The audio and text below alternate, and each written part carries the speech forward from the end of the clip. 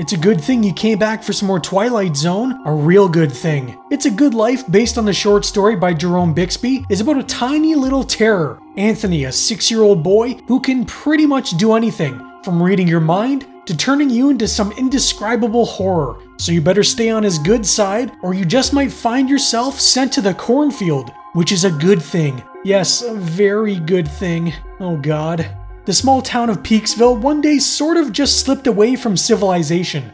Either the world around it was destroyed, or the entire town was moved to some unknown dimension. Cars, electricity, and basically any modern technology was gone overnight, sending the residents of Peaksville back into the Dark Ages. The worst part about all of this is you have to stay positive. You're not allowed to say negative things or have negative thoughts, because if you do, why, little Anthony Fremont will just send you to the cornfield. Being sent to the cornfield doesn't sound like the worst punishment imaginable, but I'm going to imagine it's more like the Hell Dimension from Event Horizon than an actual cornfield. We're leaving. Imagine having to be 100% positive day after day, otherwise you might get sent to hell. I wouldn't last 5 minutes. I made a gopher with 3 heads. I ain't never seen a gopher with 3 heads before. I haven't either, but I want to now. Anthony likes to create strange monstrosities, but as soon as he's bored with them, he kills them and sends them to the cornfield. And all the adults can do is praise the boy for doing such a good thing. It's a good thing you killed that horrible monster you created, Anthony. Real good. With the town being cut off from the world, they're beginning to run out of supplies. But if Anthony can just create things with his mind, could he not theoretically create more bar soap or cans of tomato soup?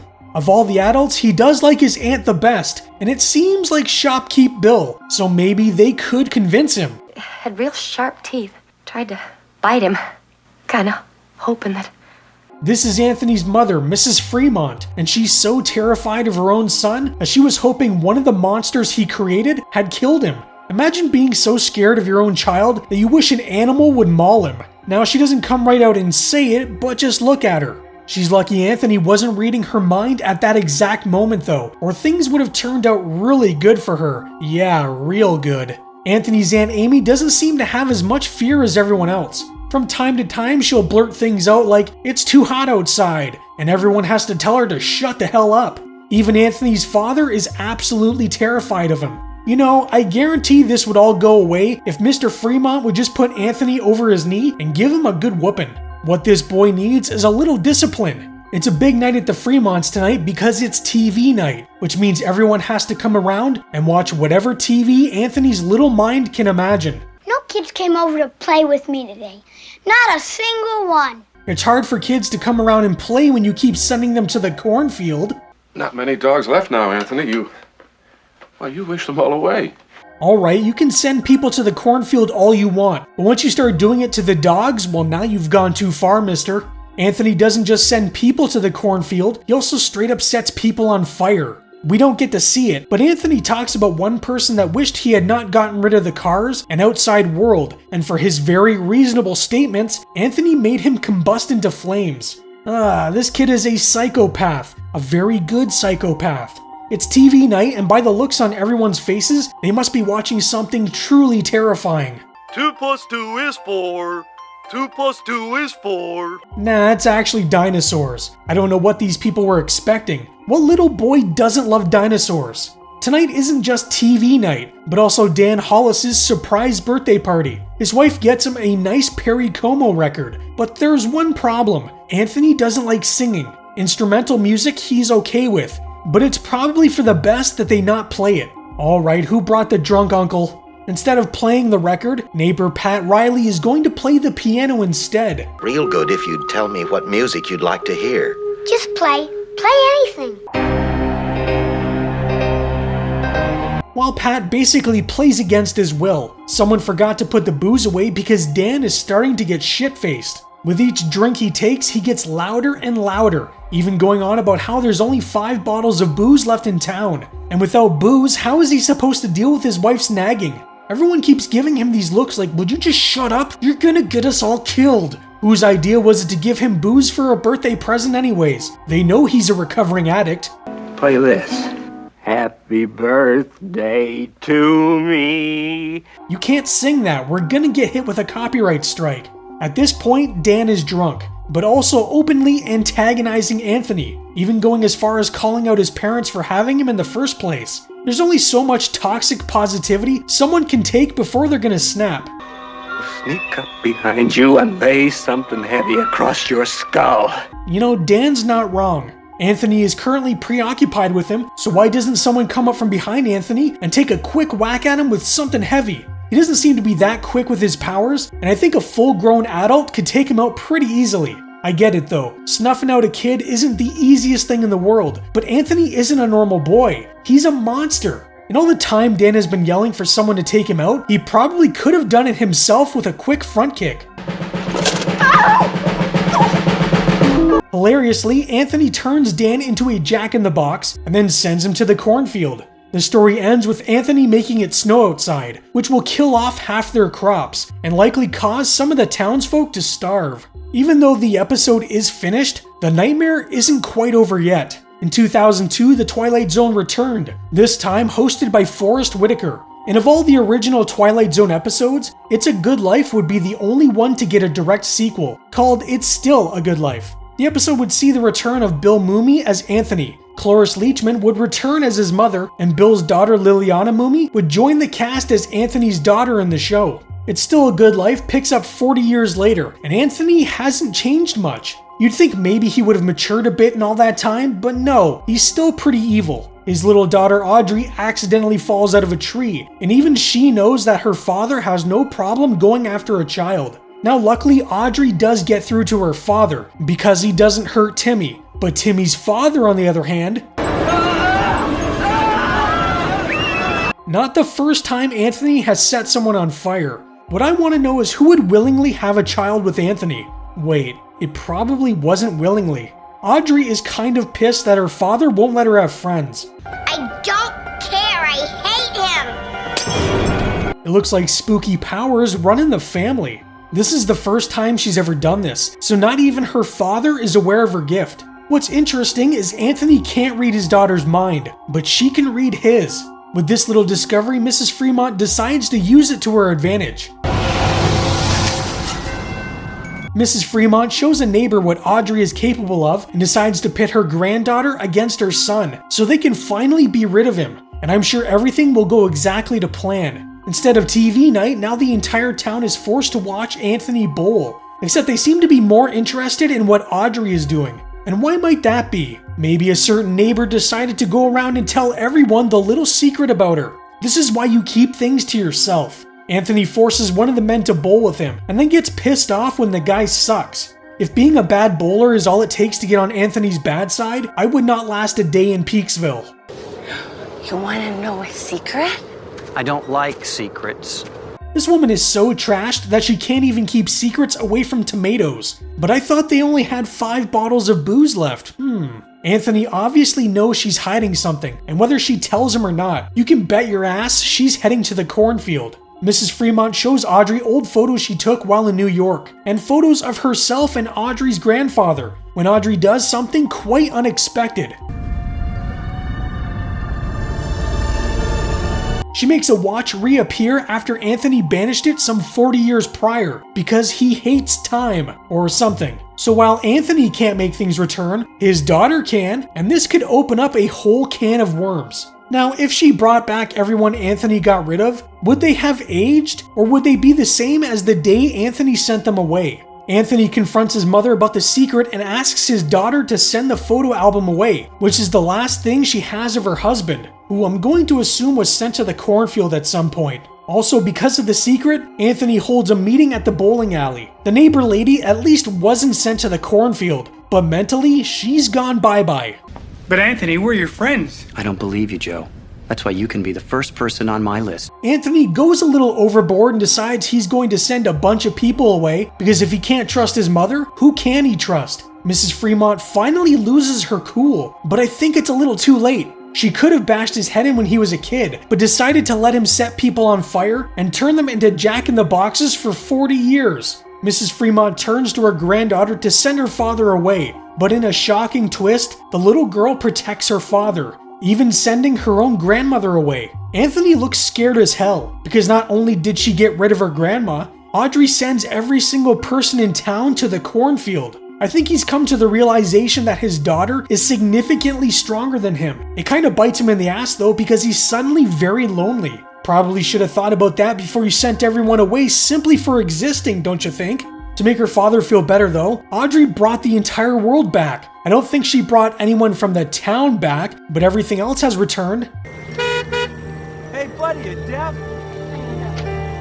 Now here's the thing, she brought everything back, but looking at the car, it's clear that the world has still progressed in the 40 years since he sent everything away. So was Peaksville just in another dimension, or in its own bubble away from everything else? It really doesn't matter because the sequel episode isn't that great. The original It's a Good Life is one of the creepiest episodes in the show's history. Sure, I may have taken the piss out of it a bit, but it is a really good episode. Bill Mumy does a great job as young Anthony. He's a cute little kid, but he can be so creepy, especially when he does his bug eyes, which his daughter definitely acquired as well. But is Anthony evil, or is it just a child not really understanding right from wrong?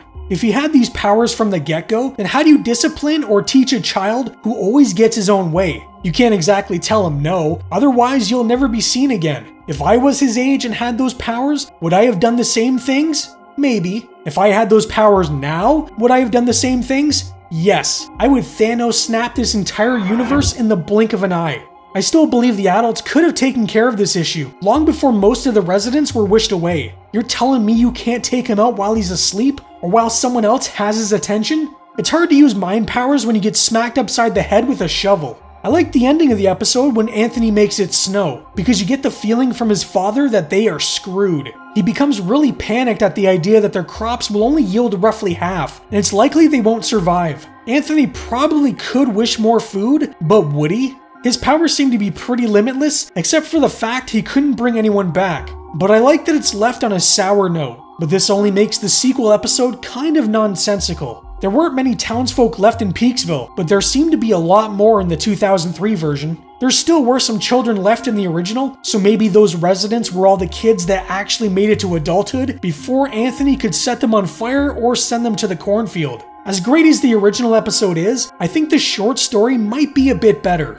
The short story, written by Jerome Bixby, first appeared in Star Science Fiction Stories No. 2 in 1953. It's almost identical to the Twilight Zone episode, but there are some things that add to Anthony's character and the story as a whole. In this short, Anthony spends more time outside with nature. He creates ponds and shade for animals, giving them things they want because he can read their minds, and because he sees them as more innocent than people. However, he will still punish them if they do something wrong. Like an animal that wants to attack its prey, Anthony puts a stop to that real quick and sends the animal into a grave in the cornfield. In the Twilight Zone version, Anthony creates a gopher with 3 heads, but in the short story he does something way more twisted. He captures a rat because his Aunt Amy doesn't really like them, and then proceeds to force the animal to eat itself. It starts with its tail, and it's not until it begins to eat its own stomach that it finally dies and he sends it to a grave in the cornfield. Like, what the fuck? There's also this idea that Anthony might not exactly be human.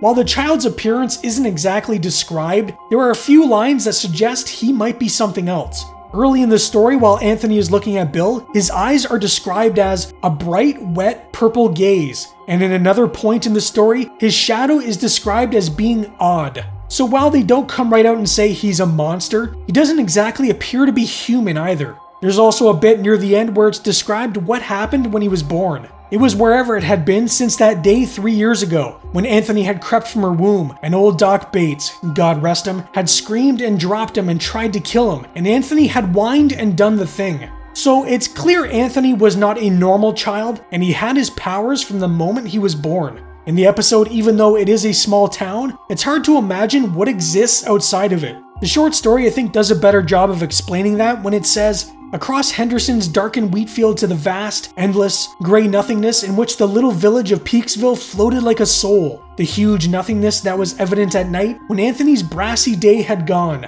I think it's hard to imagine what grey nothingness really looks like, but I picture rows of corn stalks vanishing into a grey void. Also, it makes it seem like the void is more noticeable when Anthony is asleep, which would be the perfect time to snuff him out and end the nightmare. It's a Good Life is easily one of the most popular episodes in the show's history, and because of this there have been attempts at remakes, the obvious sequel episode, and spoofs.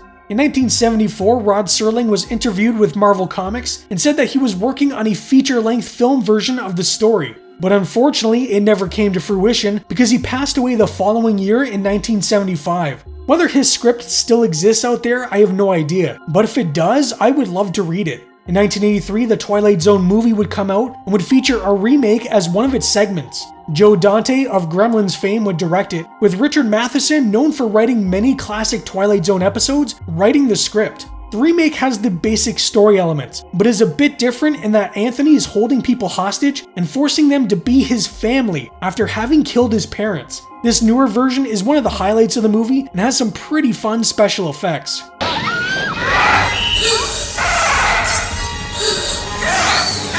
In 1991, The Simpsons Treehouse of Horror 2 would have a segment called The Bart Zone, which was a direct spoof of the original Twilight Zone episode. It's basically the same story with Bart taking the place of Anthony, but with all the Simpsons zaniness you'd come to expect. One fun thing to note is Bart Simpson's voice actress Nancy Cartwright was also in the 1983 version and ends up being wished into a cartoon. The people of Springfield have to make sure they think happy thoughts and say happy things, because this particular monster can read minds. In 1997, Johnny Bravo did a parody as Johnny takes a babysitting gig only to be sent to the cornfield for thinking bad thoughts. I like happy thoughts. If you think bad thoughts, I'll make you go in the cornfield. It's a Good Life is easily one of the most influential episodes in the show's history, so I'm sure there are countless references to it in countless shows. Even going back and rewatching Buffy the Vampire Slayer, I noticed a reference to It's a Good Life in the season 6 episode, Older and Far Away. You know, you're upset because we all want to leave, and now we can't leave. Only thing missing is a cornfield.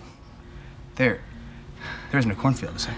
In 1994, a ride at the then-named Disney MGM Studios theme park debuted called the Twilight Zone Tower of Terror. It was one of those elevator drop rides, but it had a pre-show clip that would play which featured Rod Serling from his opening to It's a Good Life. Except some of the dialogue was changed, and instead of standing in front of a flag, he was standing in front of an elevator. Since Serling had passed, his voice was also dubbed over by voice actor Mark Silverman, who was chosen by Rod Serling's widow, Carol Serling. Tonight's story on the Twilight Zone is somewhat unique and calls for a different kind of introduction. Tonight's story on the Twilight Zone is somewhat unique and calls for a different kind of introduction. I cannot recommend this episode enough. It might not bring up some of the moral or social issues that many Twilight Zone episodes do, though I've seen people claim it's about totalitarianism, which you could make an argument for, I guess, but I think if you look hard enough, you can find underlying meaning in just about anything. Still though, this is well worth a watch, and if you want to play a drinking game, take a shot every time someone says the word good. You'll be passed out within the first 5 minutes. Anyways, let me know your thoughts on It's a Good Life down in the comments. I hope you're having a fantastic week and stay spooky. It would be real good if you did.